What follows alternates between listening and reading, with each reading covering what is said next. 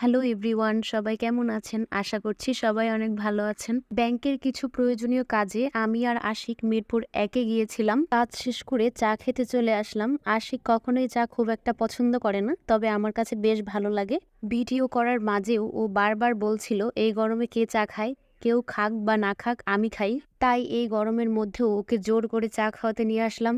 রাস্তার পাশের চাগুলো আমার কাছে বেশি ভালো লাগে। আর একটা সত্য কথা হচ্ছে, চা আমি খুব পছন্দ করলেও আমি খুবই জঘন্য চা বানাই, তাই চেষ্টা করি বাইরে আসলে চা খাওয়ার। কাজ শেষ করে আগারগা যাব আপুর বাসায়। সপ্তাহে ২-৩ বার যাওয়া হলেও এবার আপুর বাসায় যাওয়ার কারণ হচ্ছে আবরারের জন্মদিন। দুপুরের খাওয়া শেষ করে বাসার প্রত্যেকটা মানুষ ঘুমাচ্ছিল। এদিকে নাজিয়া আমাকে ঘুম থেকে ডেকে ওর সাথে কথা বলার জন্য বলছিল। ও খুবই শান্ত একটা বাচ্চা, কখনোই কান্নাকাটি করে না। যখন ক্ষুধা লাগে শুধু তখনই কান্না করে। সবাই আমার আম্মুটার জন্য অনেক অনেক দোয়া করবেন। এবং ও এইটুকু বয়সেই চামচে খাবার খায়।